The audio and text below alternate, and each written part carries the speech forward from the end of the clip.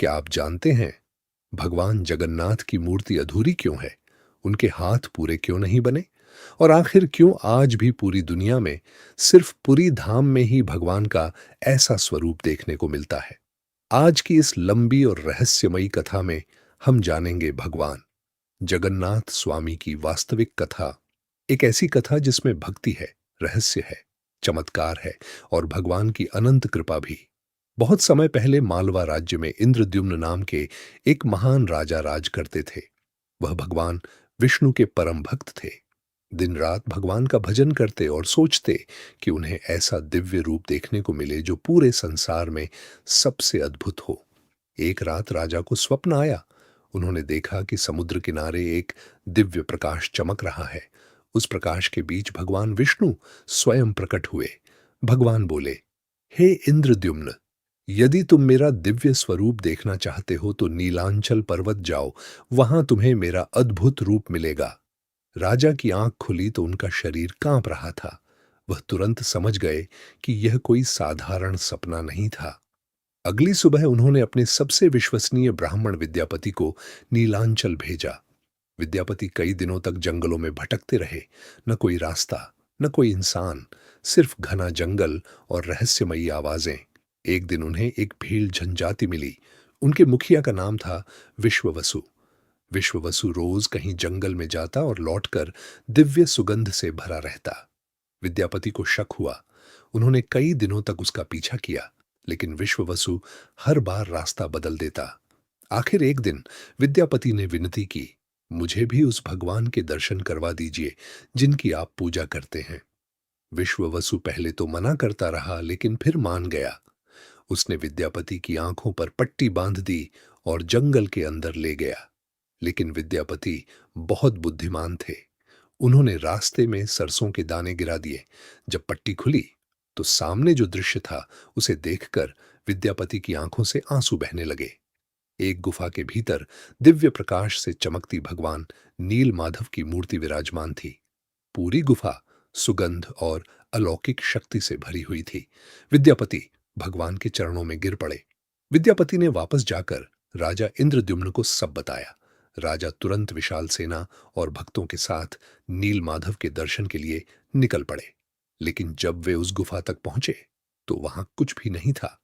भगवान नील माधव अदृश्य हो चुके थे। राजा इंद्रद्युम्न रोने लगे। उन्होंने खाना पीना छोड़ दिया और भगवान से प्रार्थना करने लगे। तभी आकाशवाणी हुई, हे राजा, दुखी मत हो।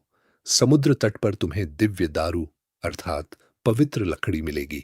उसी से मेरा नया स्वरूप बनाया जाएगा। राजा समुद्र तट पहुंचे। कुछ समय बाद समुद्र की लहरों के बीच एक विशाल दिव्य लकड़ी बहती हुई आई। लोगों ने उसे उठाने की कोशिश की, लेकिन कोई उसे हिला तक नहीं पाया। तब राजा ने भगवान का नाम लिया, जय जगन्नाथ, और आश्चर्य, वह विशाल लकड़ी स्वयं हल्की हो गई। अब सवाल था, भगवान की मूर्ति कौन बनाएगा? तभी एक रहस्यमयी वृद्ध बढ़ई महल में आया। उसकी आंखों में दिव्य तेज था। उसने कहा, मैं मूर्ति बना सकता हूं, लेकिन मेरी एक शर्त है। जब तक मैं काम पूरा न कर लूं, कोई दरवाजा नहीं खोलेगा। राजा तुरंत मान गए। वृद्ध बढ़ई कमरे में चला गया और दरवाजा बंद हो गया। अंदर से लकड़ी काटने की आवाज आने लगी। दिन बीतते गए। 1 दिन, 5 दिन, 10 दिन, फिर अचानक आवाजें बंद हो गईं। रानी गुंडिचा घबरा गईं। उन्होंने सोचा कि कहीं वृद्ध की मृत्यु तो नहीं हो गई। राजा ने बहुत इंतजार किया, लेकिन आखिर चिंता में आकर दरवाजा खुलवा दिया। दरवाजा खुलते ही सब स्तब्ध रह गए। कमरे में कोई बढ़ई नहीं था। सिर्फ 3 दिव्य मूर्तियां थीं, भगवान जगन्नाथ, बलभद्र और माता सुभद्रा।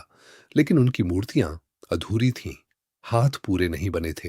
तभी आकाशवाणी हुई, हे राजा, मैं स्वयं विश्वकर्मा था। तुमने अधीर होकर द्वार खोल दिया, लेकिन अब इसी रूप में मैं युगों युगों तक पूजे जाऊंगा। राजा की आंखों से आंसू बहने लगे। राजा इंद्रद्युम्न ने भव्य मंदिर बनवाने का संकल्प लिया। सैकड़ों कलाकार, हजारों मजदूर और वर्षों की मेहनत के बाद विशाल मंदिर तैयार हुआ। लेकिन सबसे बड़ा चमत्कार आज भी वहां देखा जाता है। कहा जाता है कि जगन्नाथ मंदिर के ऊपर लगा ध्वज हमेशा हवा की विपरीत दिशा में लहराता है। और मंदिर के ऊपर कोई पक्षी नहीं उड़ता। लोग आज भी इन रहस्यों को देखकर हैरान रह जाते हैं। जगन्नाथपुरी का महाप्रसाद पूरी दुनिया में प्रसिद्ध है। हर दिन हजारों लोगों के लिए भोजन बनता है, लेकिन सबसे बड़ा रहस्य यह है कि प्रसाद कभी कम नहीं पड़ता और कभी बचता भी नहीं। रसोई में मिट्टी के बर्तन एक दूसरे के ऊपर रखे जाते हैं, लेकिन आश्चर्य की बात यह है कि सबसे ऊपर रखा बर्तन पहले पकता है। भक्त इसे भगवान का चमत्कार मानते हैं। अब सुनिए भगवान जगन्नाथ के सबसे प्रसिद्ध भक्त सालबेग की कथा। सालबेग एक मुस्लिम परिवार में जन्मे थे, लेकिन उनका मन भगवान जगन्नाथ में बस गया था। वह रोज भगवान का भजन करते। आहे नील शैल। एक बार सालबेग रथ यात्रा में शामिल होने पुरी आ रहे थे, लेकिन रास्ते में बीमार पड़ गए। उन्होंने रोते हुए भगवान से कहा, प्रभु, बस एक बार आपके दर्शन हो जाएं। उधर पुरी में रथ यात्रा शुरू हो चुकी थी। भगवान का रथ आगे बढ़ रहा था, लेकिन अचानक रथ रुक गया। हजारों लोग खींचते रहे, हाथी लगाए गए, लेकिन रथ नहीं हिला। तभी किसी ने कहा, भगवान अपने भक्त सालबेग का इंतजार कर रहे हैं। कुछ समय बाद सालबेग वहां पहुंचे। उन्होंने भगवान को प्रणाम किया, और जैसे ही उन्होंने रथ की रस्सी पकड़ी, रथ अपने आप चल पड़ा। पूरी पूरी नगरी जय जगन्नाथ के नारों से गूंज उठी। हर साल लाखों भक्त जगन्नाथपुरी पहुंचते हैं। विशाल रथ, भक्तों की भीड़, ढोल नगाड़े और हर तरफ जय जगन्नाथ की गूंज। कहा जाता है कि भगवान जगन्नाथ अपनी बहन सुभद्रा और भाई बलभद्र के साथ अपनी मौसी के घर जाते हैं। इसी यात्रा को रथ यात्रा कहा जाता है। भक्त मानते हैं कि जो व्यक्ति भगवान के रथ को खींचता है, उसके जन्म जन्मांतर के पाप मिट जाते हैं। एक समय बंगाल से चैतन्य महाप्रभु पुरी पहुंचे। जैसे ही उन्होंने भगवान जगन्नाथ के दर्शन किए, वह प्रेम में रोने लगे। वह घंटों मंदिर में नाचते और कीर्तन करते। लोग कहते हैं कि चैतन्य महाप्रभु को भगवान कृष्ण का ही अवतार माना जाता था। उनकी भक्ति देखकर हजारों लोग भगवान जगन्नाथ के भक्त बन गए। हर कुछ वर्षों बाद भगवान जगन्नाथ की मूर्तियां बदली जाती हैं। इसे नवकलेवर कहा जाता है। विशेष नियम के पेड़ खोजे जाते हैं। उन पेड़ों पर शंख, चक्र, गदा और पद्म के निशान होते हैं। फिर गुप्त तरीके से नई मूर्तियां बनाई जाती हैं। सबसे रहस्यमयी बात यह है कि पुरानी मूर्ति से ब्रह्म पदार्थ निकालकर नई मूर्ति में रखा जाता है। कहा जाता है कि जिसने भी उस ब्रह्म पदार्थ को देखा, वह जीवित नहीं रहा। आज तक कोई नहीं जानता कि वह वास्तव में क्या है। पुरी में एक बहुत गरीब बूढ़ी महिला रहती थी। उसके पास भगवान को चढ़ाने के लिए कुछ नहीं था। एक दिन उसने सिर्फ सूखी रोटी भगवान को अर्पित की। मंदिर के पुजारी उसका मजाक उड़ाने लगे, लेकिन उसी रात मंदिर के मुख्य पुजारी को सपना आया।